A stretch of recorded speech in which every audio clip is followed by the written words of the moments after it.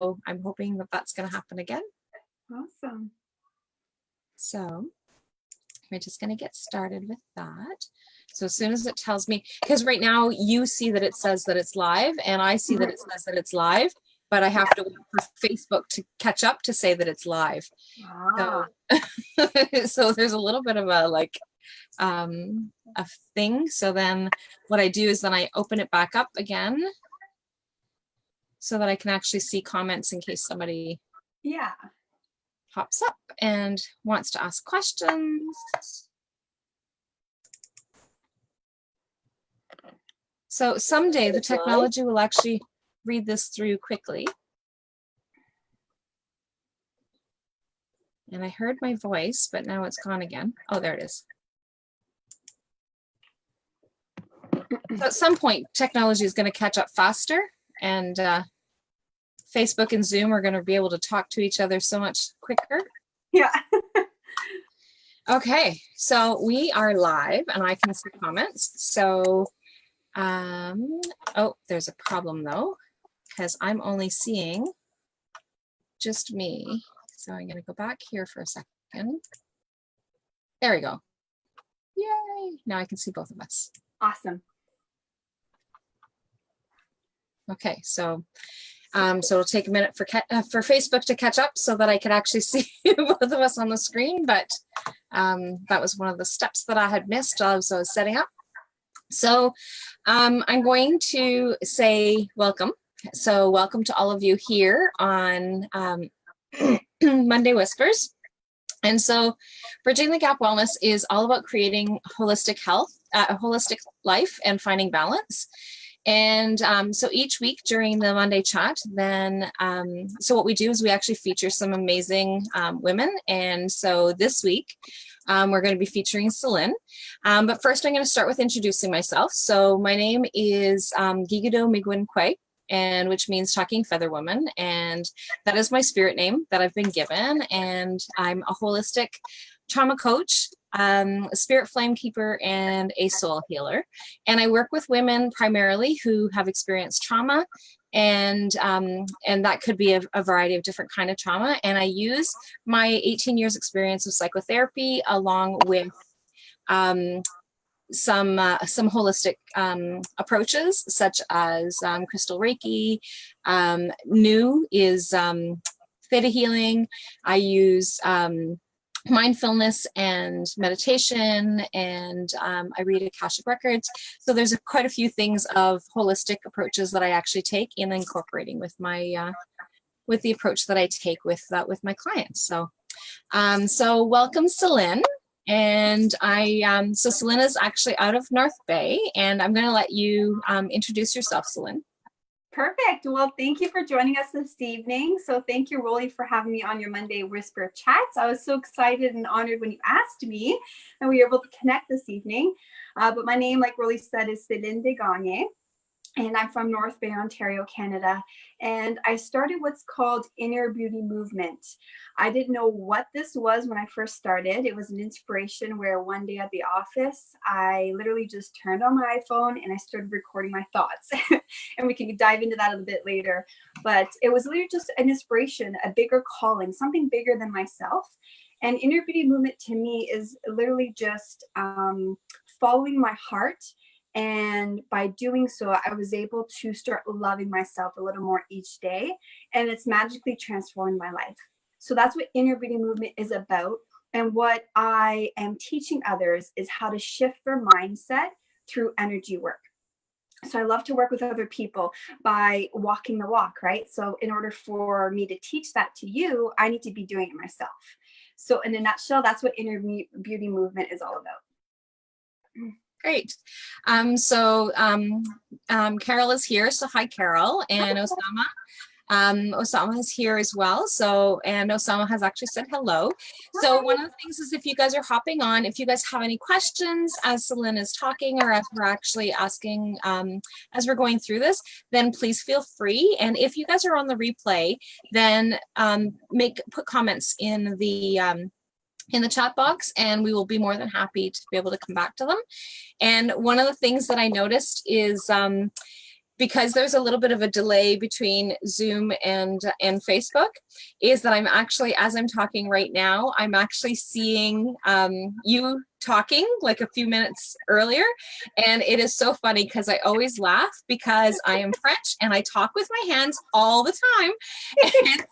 And I'm seeing you talking because you're in that space already. And I can see your hands going and I'm laughing inside. Well, actually now I'm laughing outside because it's like, it's too funny, right? It's that whole French thing. And I don't care what it is. It's definitely French thing. So growing up, one of the things is my dad had said, we were having this discussion and I was like very animated with my hands and talking, and I'm more so animated than my sisters are. And so my dad's like, okay, I want you to sit on your hands because like we're trying, this is a serious conversation, and just sit on your hands, because I was distracting him with my hands because we were in trouble. And I don't remember what it was that we were in trouble about, but like all my hand gestures were happening. And he's like, just sit on your hands. And I couldn't talk. And they thought that that was the funniest thing. So whatever we were in, whatever was funny, I mean, whatever we were in trouble for was no longer, we weren't in trouble anymore, because the conversation just shifted to me not being able to say a word because I was sitting on my hands. That's awesome. Oh my goodness, the joys of being French. So I just thought it was really funny because, like I said, there's that little bit of a delay, and it's like I can see you as I'm talking, and I can see you with your hands, and I'm like, oh my gosh, that's just too funny.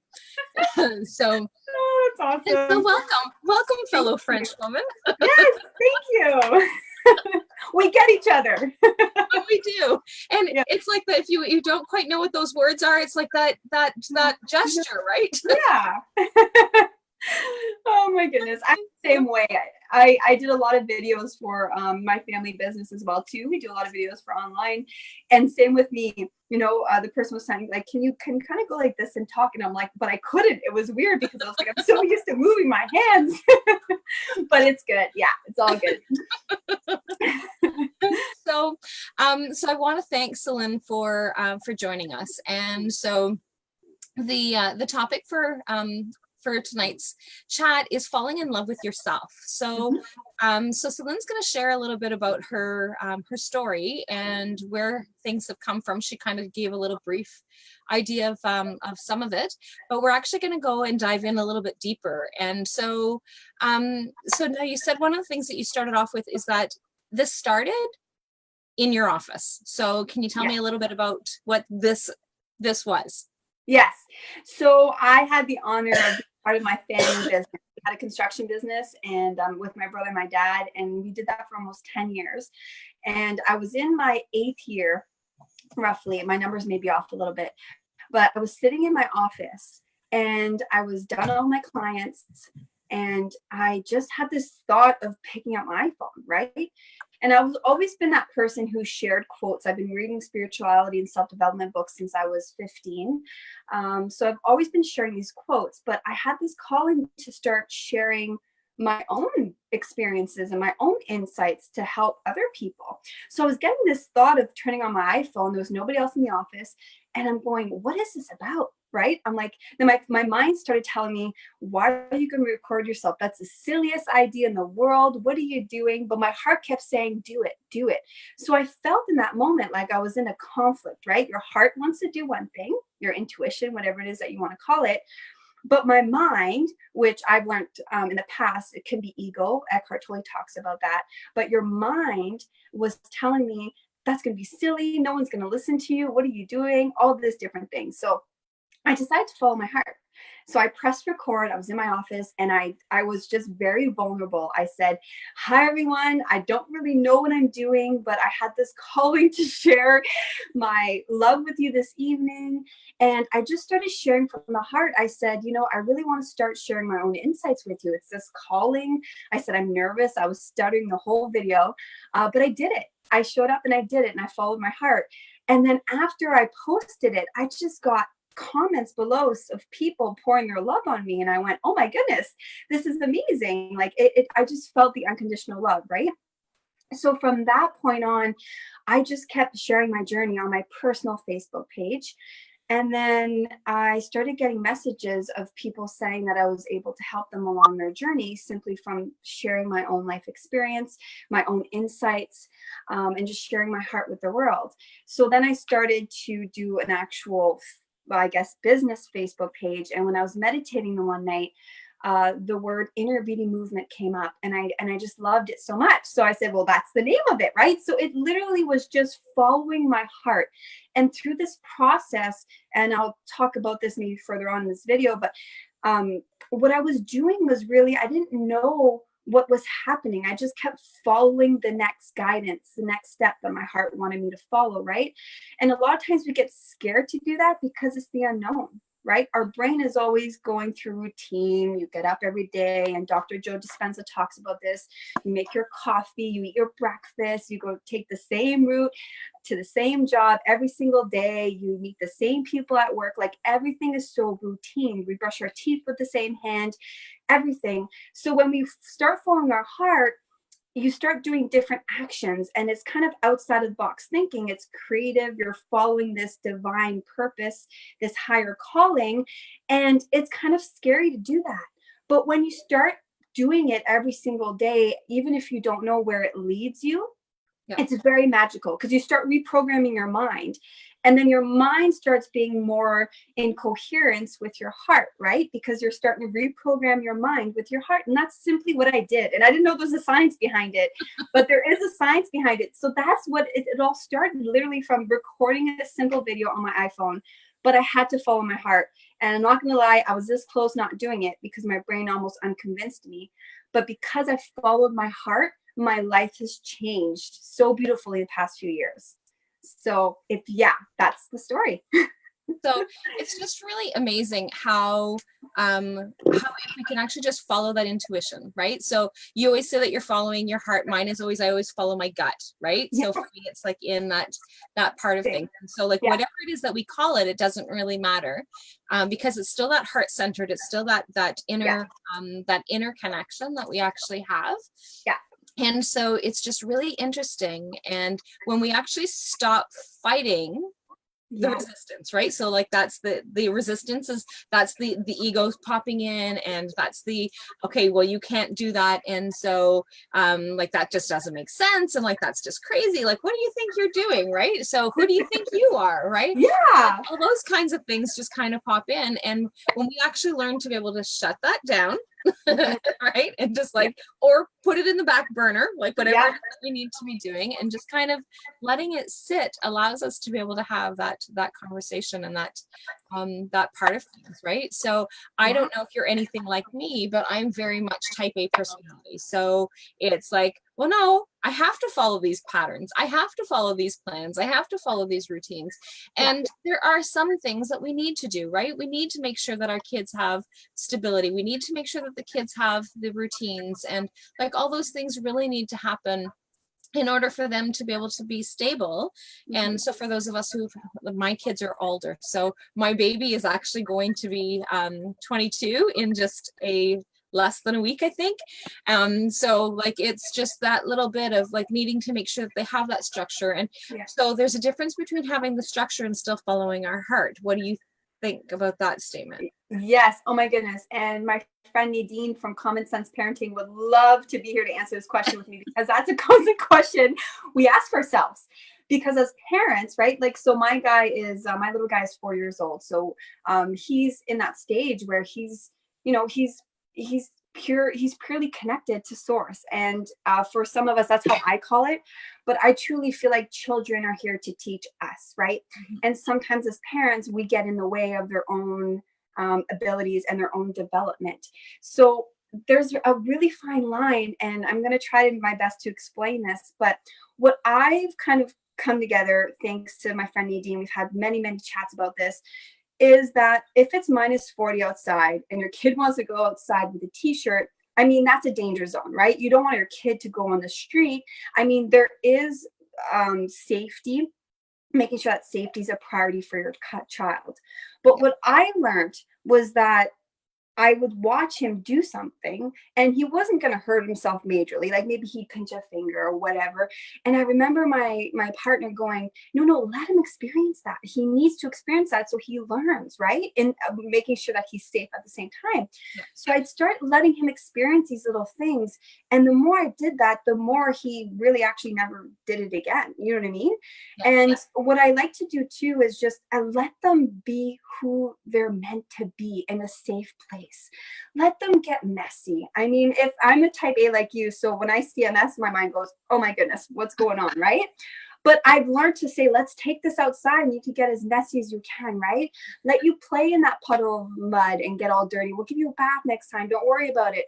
Whereas before, my mind would be like, oh my goodness, I got to clean this mess up right away. So what has taught me is my child is already intuitive, right? They are already come from that place.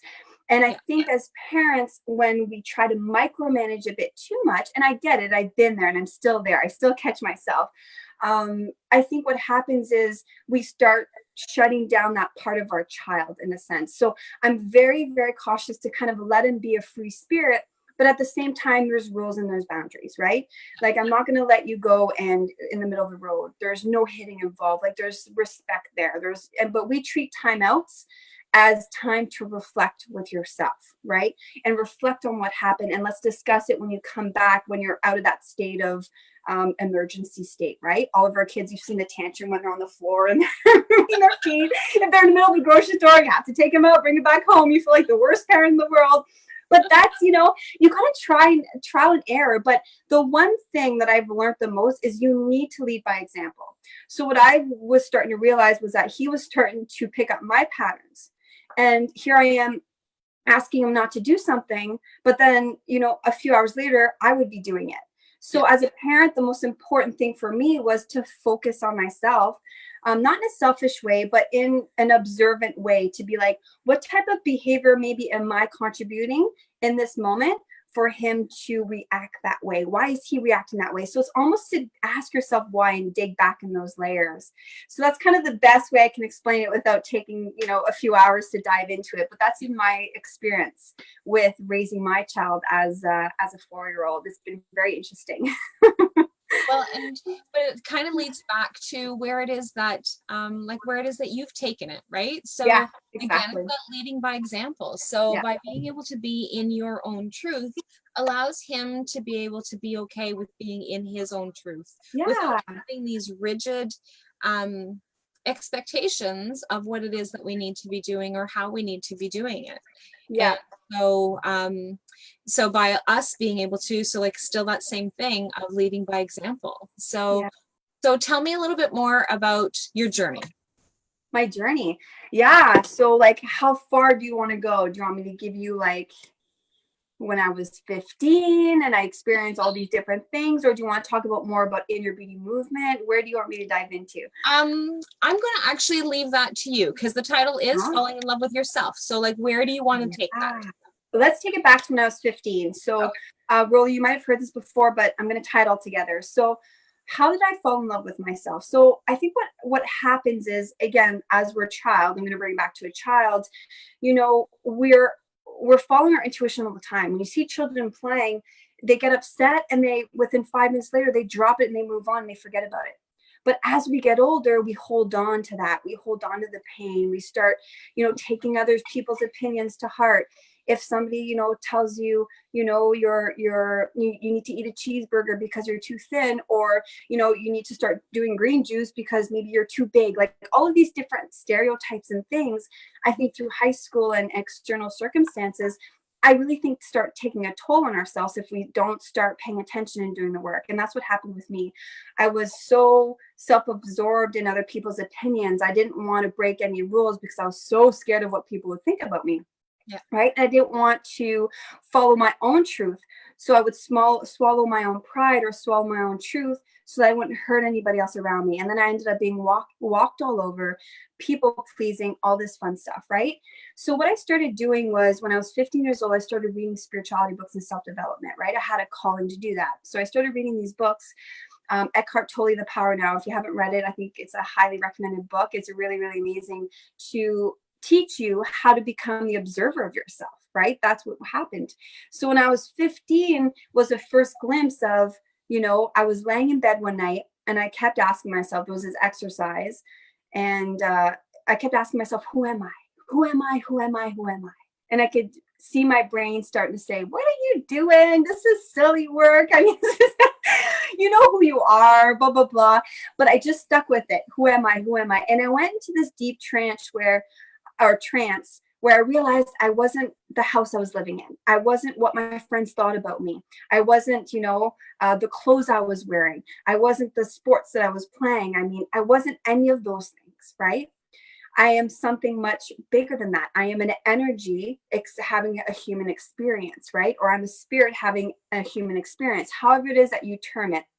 I just felt like I was this divine unconditional love, right? The space that was able to feel that. And in that moment, I had my first glimpse of that. And I think that was very empowering for me. But at the same time, it took me many, many, many years to really start going back to that state and reliving that experience. So from the point I was 15 to really when I became a mom at 26 was again kind of just people pleasing, doing all these different things, not really paying attention, threw in a bit of law of attraction in there and had fun with that and attracted a few amazing things in my life, but I never really took it seriously, right? I was always putting myself last. I was getting burnt out, doing all of these different things. And then I started becoming a mom and my life really shifted because now I had a responsibility for another human being. So that's when I took it back to Eckhart Tolle. I started reading back his book and really started doing that spiritual work. And that's when I really started transforming my life because I realized that I don't need to let that person define who I am. I don't need to be saying yes to a million things and then ended up being burnt out and not being good for my family and my child, right? I was trying to fill everyone else's cup, but my cup was still empty, right? So that's really when I really started at 26 is to really look at myself in the mirror. And I remember this day like it was yesterday. I was talking to a friend of mine and she was like, you should do this mirror talk and look at yourself and tell yourself you're beautiful and all these things. I'm like, that's weird. Who does that? So then I started doing it and I was looking at myself. And for the first time, I was looking in the mirror and I didn't like the person that was looking back at me. I wasn't happy with that person. I didn't know who she was anymore. And in that pivotal moment, I realized that I didn't love the person that I became. And I think that was really the point when I started my inner beauty movement journey, right? Was I was like, oh my goodness, I'm not even happy with the person I've become. Like I was living for other people. I wasn't even in the driver's seat of my own car. I was in the passenger seat, letting other people drive my life for me. Yeah. And you know, and I mean, I'm a happy person generally. If you know me, I'm very positive and happy. But when I really looked at myself in the mirror and was really honest with myself, I could honestly say that I was not happy with the person I became. And in that moment, I knew I had to do the self-love work to fall in love with myself again. And that's really what inner beauty movement, how it all started and unfolded within the past few years. So, yeah. Yeah. Thank you. And like that mirror work is just something that is so powerful. And yes. So my background, as you may know, is like for the last 18 years, it's been mental health and addictions. And so like, that's one of the things that, so when we would be working on self-esteem or we would be working on empowering and especially women. So this exercise I would use with women more than I would with men. I think that a couple of times I gave that homework to men, but typically it was to the women, right? So, and because as women, that's one of the things that we really struggle with. And we really struggle with being, because it's that people pleaser, right? We want to make sure that everybody's happy and we don't want to have to deal with that conflict. And so, but looking in the mirror, and I would have clients come back in tears saying, Rolly, I can't do that.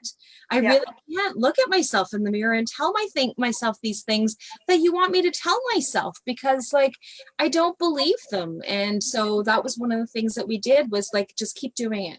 Just keep doing it until you can actually believe in part of it. And if it means changing up a little bit of what it is that you can do, like, so, because sometimes it was too extreme for them.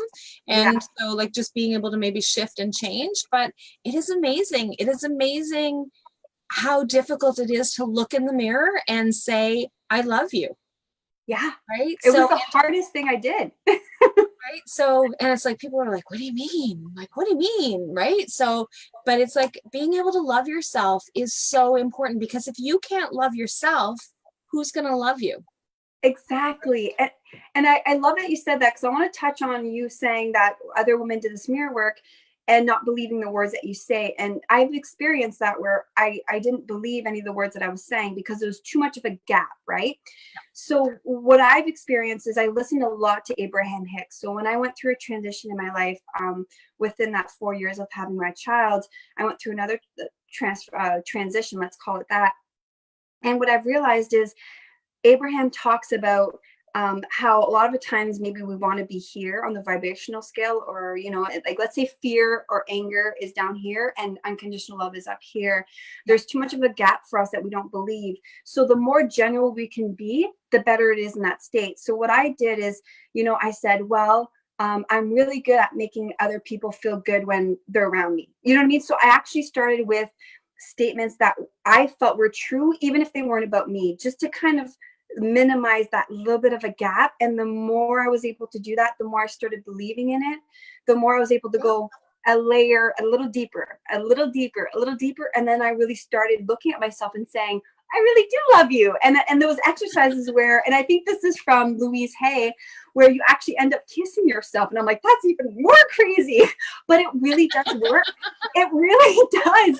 And I mean, I think falling in love with yourself has really transformed my life. It really has, because now I can love my partner and my child and my family and my friends and everyone around me in such a different way, in a more unconditional way, from loving myself unconditionally, right? Because it's easy to say, yeah, I love me, but really take off that mask that we're wearing, that we've like painted on for years and it became really thick. If you start peeling that off a little bit, what happens is you start being really truthful, and it's a beautiful work, but it's not always easy, right? But that's where it starts. So yeah, I love how you said that. So I hope that helps to, like, if you're looking at yourself in the mirror and say, I want to do this work, start as general as you can and work your way down, right? Work your way down into a deeper level so that you end up coming back to yourself, and you'll see it'll get easier and easier the more you do it. And it is. And so like I've had, like, again, like I said, I've had different clients over the years, and that they, because one of the things that you said is, I do all these things for other people, right? Mm-hmm. So like, I'm really good at being there for others. Yeah. But what about being there for you, right? So what are some of the things that you do for you? And so that was one of the things that I had one client, and she really struggled with when we actually tried to break it down, and we tried to and really focus in on who she is. And yeah. So one of the things that, and in this particular case, for this particular client, we were actually in Circle. Yeah. We actually had a number of women, and it was actually during one of our retreats. And so we actually had, so these other women, even the ones that didn't know her, had got to know her over the course of the weekend.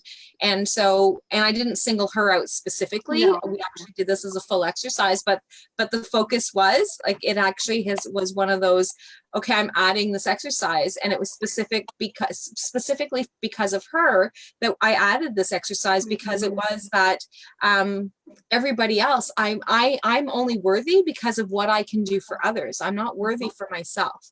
Mm-hmm. And so one of the things that we had done is that everybody needed to tell, because it was on the Sunday afternoon, and so telling. So what can you tell me about Celine? And everybody tell me, what can you tell me about Celine? And then everybody, what can you tell me about Jane? And what can you tell me about Joe? And we actually went around the circle. And so, and by the end of the circle, it's like everybody is in tears because of the things that these other women have learned about you over that course of the weekend. Is and that's like a very short period of time. So you were able to share your heart, share your soul, share who you were, and the true you had actually was able to come out. And so people were able to pick those qualities out because those are genuinely who you are, right? Yeah. But we don't see that. We don't see, and especially when we are people focused. Yes. So it's like when we need to be more personally focused. So I Yes. just want to acknowledge a couple of people who've popped on. So Sarah's on and Maddie's on. And if you guys have any questions, or if you guys want to have anything that you guys want to add, then please feel free to add comments.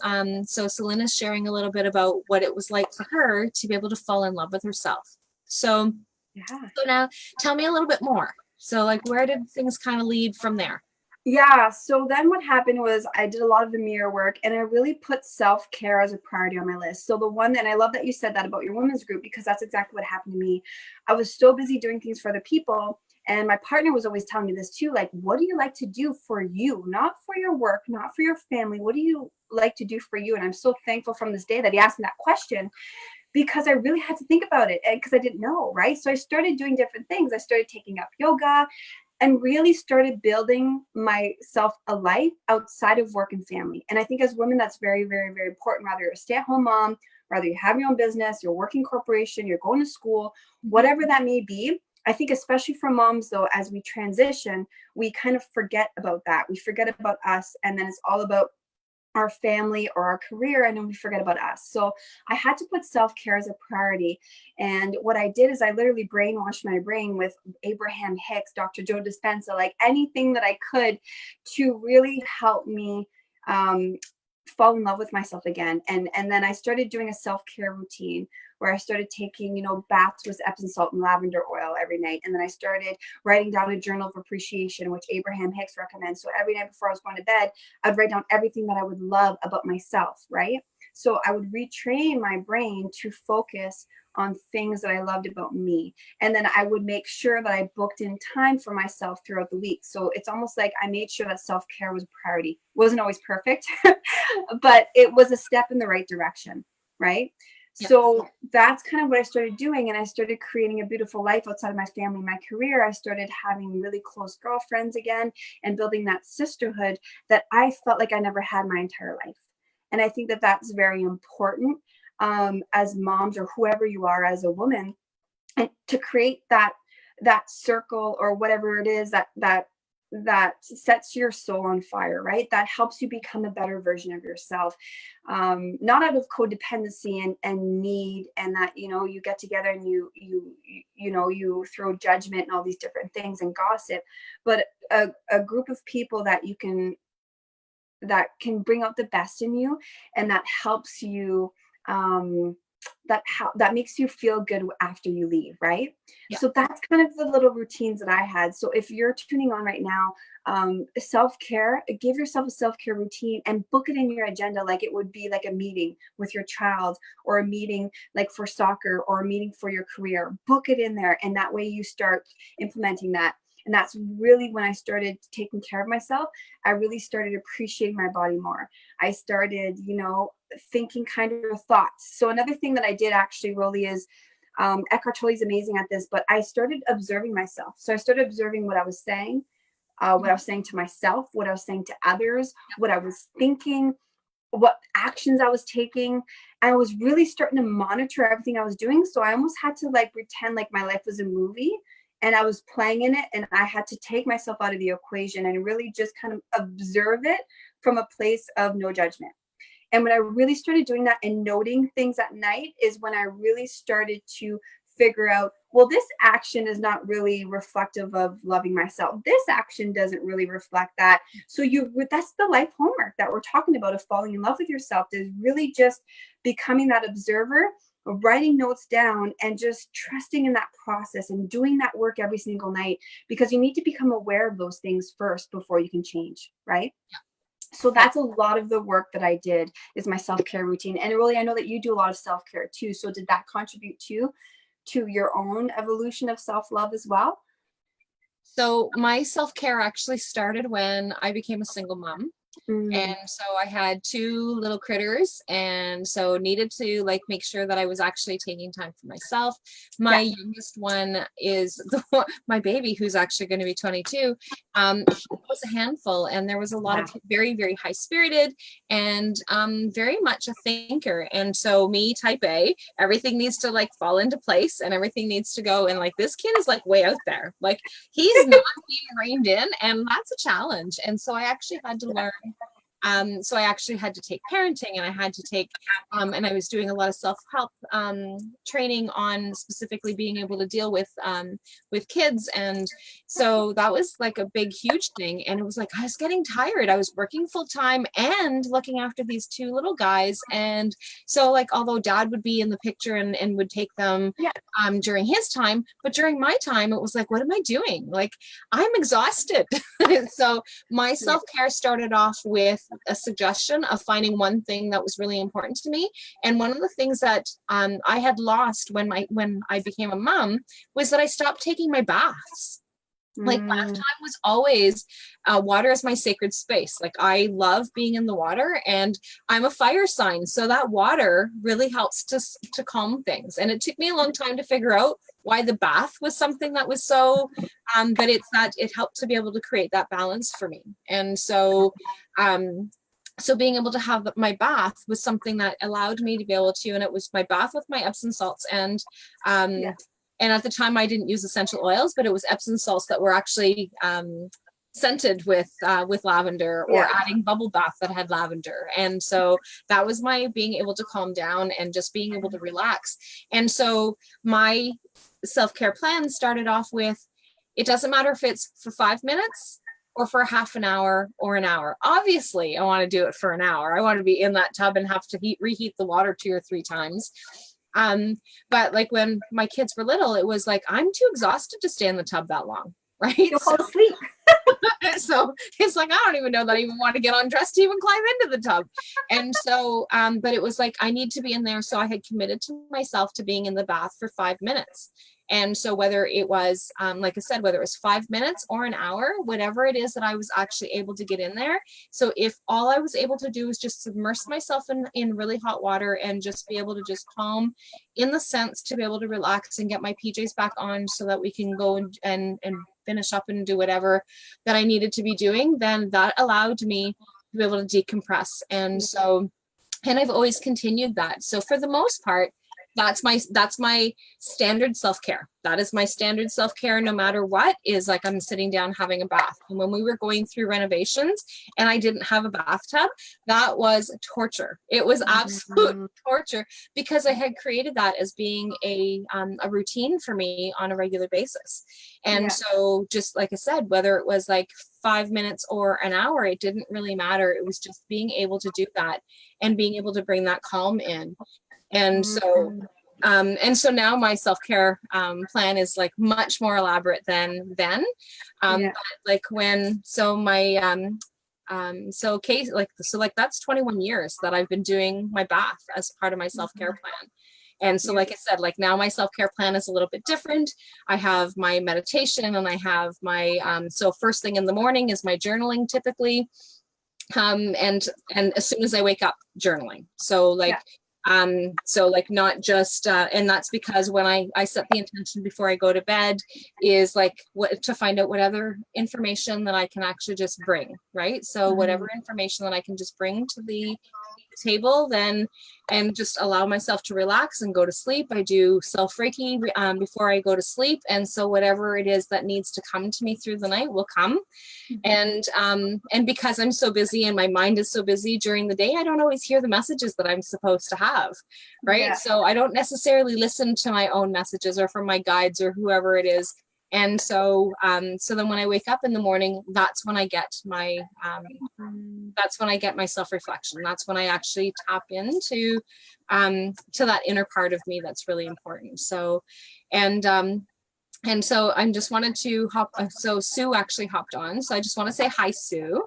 And, so, and one of the things, I guess Sue popped on when I was talking about my bath time. So Sue wishes that she could actually have a bath, but being able to have a bath is just part of my self-care. So we can still do that self-care through showers, or we can still do being able to just absorb through the essential oils, through the diffuser, or applying the essential oils.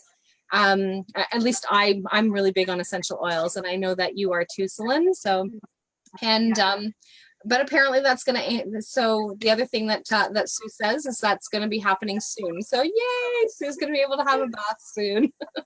You know what I actually do really love is I love my baths. I can only take them for so long sometimes because my body gets really warm. But what I love is taking a warm shower and then laying down and let the water like sparkle on me, trinkle on me. Yep. It's very, very soothing. It feels like rain, and it just feels like you're washing away the toxin or the negativity from the day. So I literally just like lay there and just feel amazing. So that's, if you don't have a tub, that's the second option for you.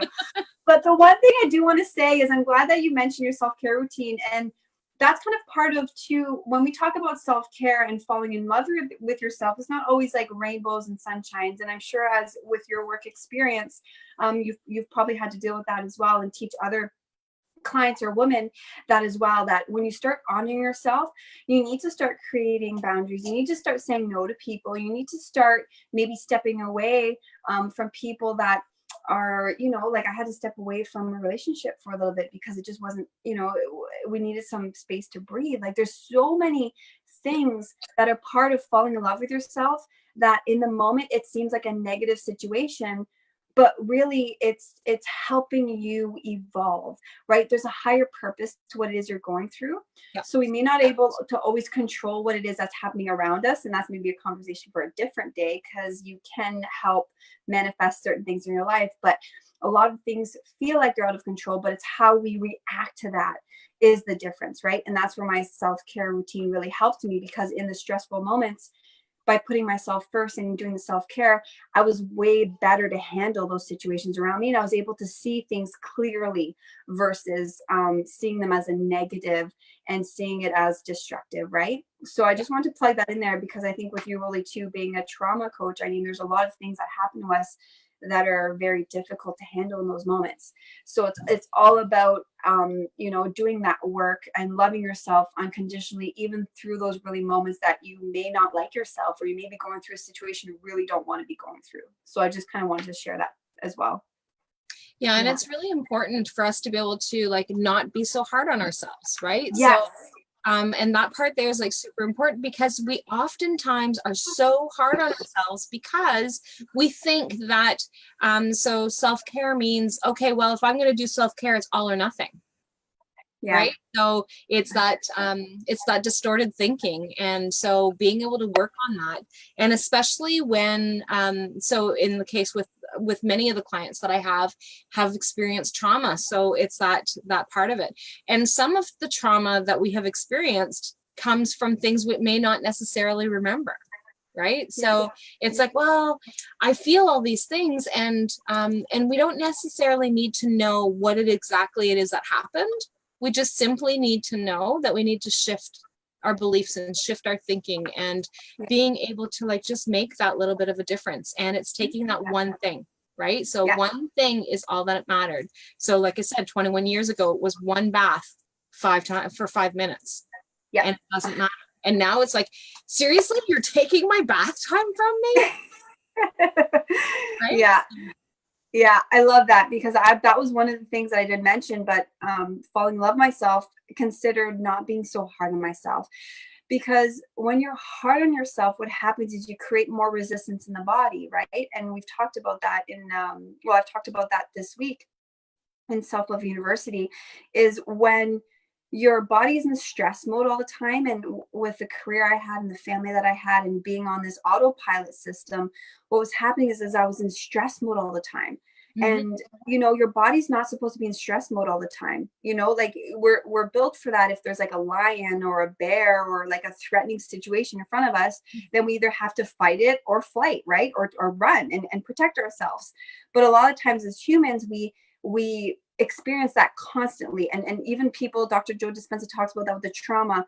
He talks about reliving that painful experience or that traumatic experience every single day. And so your body never gets out of stress mode. So that's why self-care is so important, because if you could take your body out of stress mode for at least 5 minutes, you get a glimpse of that. And then you kind of be like, ooh, what is this about? Why am I feeling tense? And then you start training yourself to maybe do 6 minutes of self-care, 7 minutes, and then you start observing yourself. So really self-care is really a big part of falling in love with yourself. So yeah, stress mode was a huge one for me. Like, I was type A personality. I had to do everything on point and do all these things.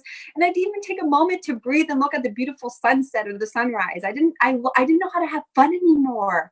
That's another thing. Having fun like you're a child. That's so important. And that's what my kid has taught me, thank goodness. And that is another kind of way that I was able to fall in love with myself, was just to have more fun. No wonder why I didn't love myself, was because I never had fun, right? I was just in stress mode, worried about everything, right? So it's to learn to have those fun moments in your day, even if it's 5 minutes. Yeah.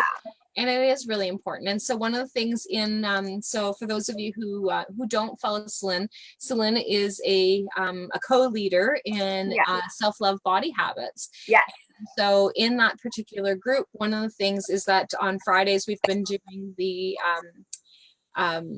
Fitness Fridays. And so one of the things that I've been doing with Fitness Fridays is being able to do those, the moving meditation. And so one of the things that is that being able to just tap into yourself doesn't mean that you actually have to sit still and tap into yourself. It could be when you're out on a nature walk. It could be when you're just when you're walking to the grocery store. It could be when you are just being able to move to music. So this month was self-care, and the month before, I think it was the month before where it was the moving, or is that the first one? It was Koya. So we had movement meditation this month with you, and then the month before was Koya, which is but this month was self-care, or it was the self-care challenge. What was the music or the dancing challenge? That was the first one, right? I think it was with the Koya, or maybe no, it was the month before that. I forget. So, honestly, I don't remember what I did last week. It's so bad of me. You'll have to join the group. Join the group, and you can go back. In the group is that it was being able to dance, right? Just dancing to the music. And again, it's that being able to take that 5 minutes or 2 minutes or whatever of just being able to tap in and being within ourselves, right? So it doesn't matter what it is that we're doing. It's just being able to find those things to be able to tap in for ourselves. And it could be something. I had one lady who was just being able to just take the time to be able to paint her fingernails. Beautiful. Yeah. Nothing else. She didn't do anything else for herself. She would just take the time to paint her fingernails. She really enjoyed having her fingernails painted, and all the things that were going on in her life, she just kind of let it kind of slide, and she really never. And so when we actually came back to try and figure out what is it that you want to do, it was just being able to paint her fingernails. So it was 10 fingers, right? So it was the time that it took for her to be able to do 10 fingers. Yeah. So once a week, she painted her fingernails.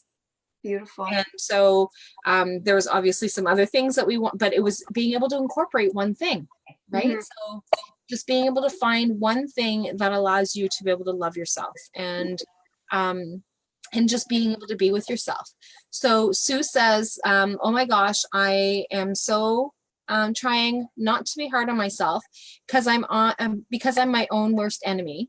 Love Rolly and all of her help she gives me for self-care and everything else. So Sue is one of our inner goddess sisters. So I am so we have a beautiful, and that is one of the things that Celine had talked about, was being able to find that tribe, right? So being able to find those women that you can connect to. So whether it's virtually or in person, it doesn't matter. It's about being able to find that tribe, finding these people, finding these women, specifically women that you can actually connect with. It is different when we actually find that group of women because of the connection that women actually have. We are intuitive. We are, we relate to our emotions differently than men. So typically in most cases, men, really are very cognitive, right? So they're not in those emotions. Some men are, and that's fantastic and that's amazing, but they're actually able to tap into that feminine aspect so that they can actually combine the masculine and the feminine. But being able to connect with women allows us to be able to, and we're learned at a very young learned good French.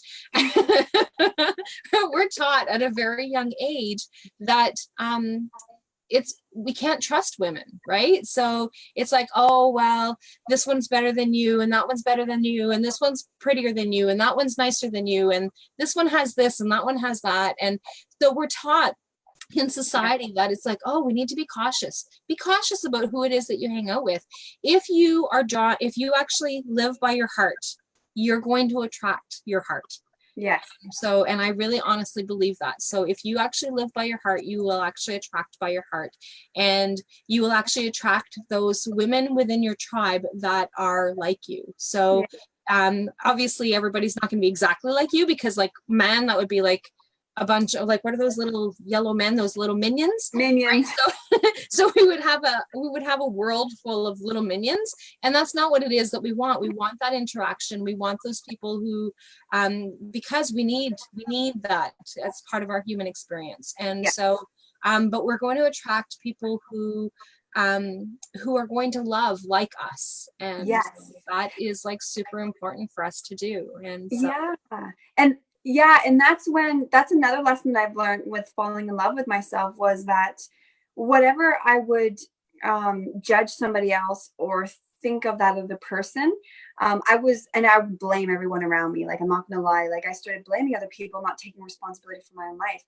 And what happened in those situations was I realized that everything that I was judging about other people and the opinions I had about other people was actually what I thought about myself. So that was a really hard pill to swallow for me, because I would catch myself in the act and then be like, okay, what is it that's going on that's frustrating me about this person? Because a lot of the times what's frustrating about other people, what's making you angry, is something that you need to work on yourself, right? So the more that you work on yourself and you start loving yourself a bit more, a lot of times these people come in your life and you just kind of love them unconditionally, and they're just can send them on their way, right? So when people come and they frustrate you, or they make you angry, or they make you feel a certain way, what I've done is I've actually started reversing that and asking myself, what is it about me that I don't like, instead of focusing on the other person. Does that make sense? So that's kind of the work that I had to do. And I had to stop blaming everyone. I still do it. I still blame other people, right? And then I catch myself, I'm like, okay, no, I have to take responsibility for this. So stop pointing fingers. And anytime that you feel something, it's a feeling that you have about yourself. And that's where you say you attract your tribe. You actually attract people in your life for a reason. But a lot of times you attract what you are. And that was another thing that was hard for me to handle, because I would get people that would come in my path and I would be like, why is this person in my path? He's like, you attract what you are. Am I really like that? But there's parts of you that still need to be healed and that need to experience that, right? I don't know if you've experienced that as well, but that's kind of the work that I just shifted my perspective of everything is an opportunity to learn, instead of feeling like a victim and feeling, like a judgment. And guys, I still catch myself where I'm still judging and I'm still blaming other people. So it's not about perfection. It's about being aware enough and doing that in your work and putting it all back on yourself and taking full responsibility for everything without being hard on yourself. So there's a balance there, right? And one of the things is about like that part there is really important, because a lot of times, especially a lot of the clients that I work with, is that it's like, okay, well, if I'm attracting this, then I must be like that, or whatever, or I deserve it, right? So that does not include being abused, right? No. So just being able to like clarify that is that if the situation is abusive, you still, again, that's still that inner work of being able to shift and change some of the things that are actually going on in terms of the way that you feel about yourself. But when it comes to being abused of any kind, then that's not like, that is certainly not what Celine is actually referring to.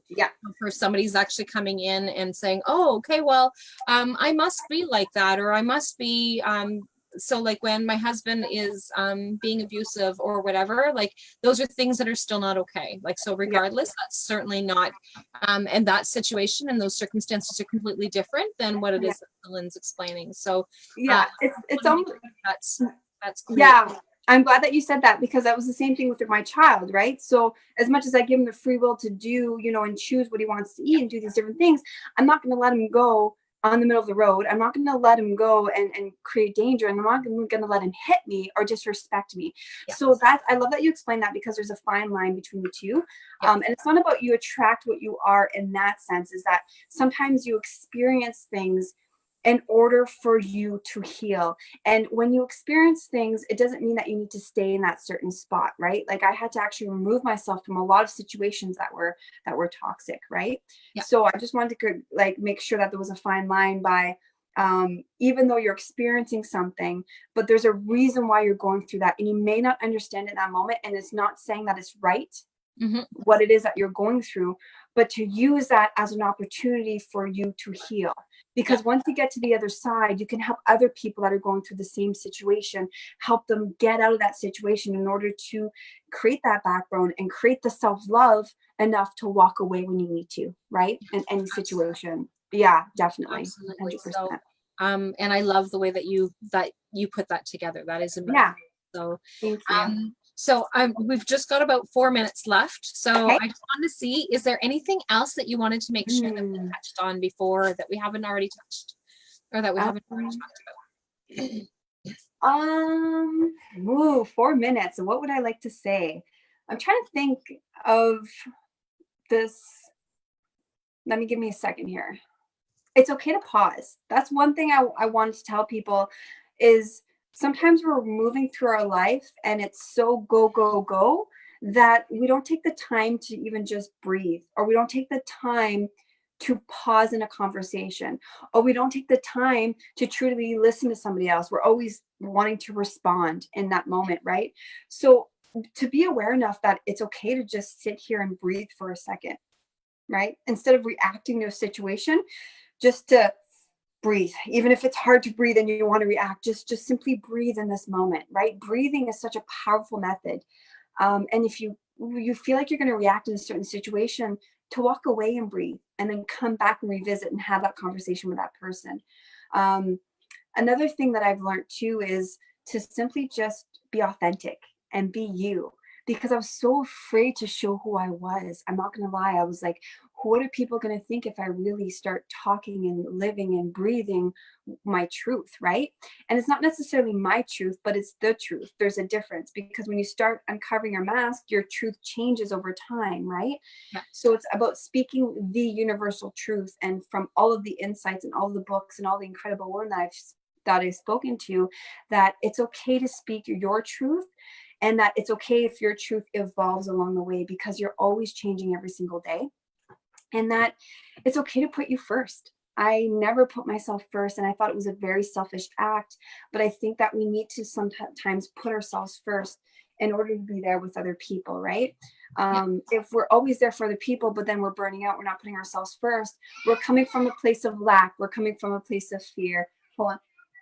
Buddy, I'll be done in 2 minutes, sweetie. He's crying for me to go. I can hear, Mama, and I can hear the door. Yeah, so it's okay. We're almost done. And to step outside of your comfort zone and to follow that heart and that intuition. Honestly, that's the best thing that can happen to you. And sometimes that means, like Rolly was saying, to walk away and to honor yourself. Sometimes it means to, to leave a career for something else. Like a lot of the times we don't understand it, but just follow that feeling inside of you, because it's never, never, never wrong. And it's never going to lead you on the wrong path. There's no such thing as a wrong path. That's one last thing. There's no such thing as a wrong path. You're always on the right path. It's just sometimes you're looking in different directions, and sometimes you're just out in the bushes, but the path is always easy to get back on. It's just we're our own worst enemy, and we're the only ones who are getting in our way. So build yourself that tribe so you can help yourself and other women expand and thrive, because you're so worth it. And to fall in love with yourself is the most amazing experience that I've ever been on. So that's what I want to leave you with today. Awesome. There's so much I want to say, but that's the last of it. That is amazing. And so, thank you so much. And thank you. So what I'm going to do is I'm actually going to, in the comments, I'm actually going to add the self-love body habits group. So for anybody who's actually would like to be able to connect with some other, it's not just women that are in the group, it's mostly women, but not just women. But it's so if we have some men that have been watching and you want to be able to join this group, because most of the things that I do is women oriented. Yeah. So so I'm sure that the men who have been following me going like, what about us? Yeah. Here's something where that you can actually join in. So, Yeah. so, Yeah. so I'm going to leave you with that so that you can actually head off to your son and give him the attention that he's looking for, and give him a great big hug from all of us, to say thank you for sharing your time, letting him share his mummy time. So because I know that this is also getting ready for bedtime. So and this is definitely when I need my mummy time. So well, thank you so much, Rolly. You're such a beautiful soul, and it's been an honor speaking with you. As much as we're exchanging words, it's all about the energy behind the words, right? Yeah. So we hope that we left you feeling better than when you first logged on. That was my intention for this evening. And Rolly, thank you for inviting me to share this energetic connection with you. Well, I am thankful that you actually joined us, and looking forward to actually seeing you in person for Self-Love Habits on Friday, because I'm going to North Bay, so I'm going to actually meet up with Celine, and so that is amazing. So pretty exciting. So bye for now, everybody, and I will see you guys next Monday. Bye. Bye.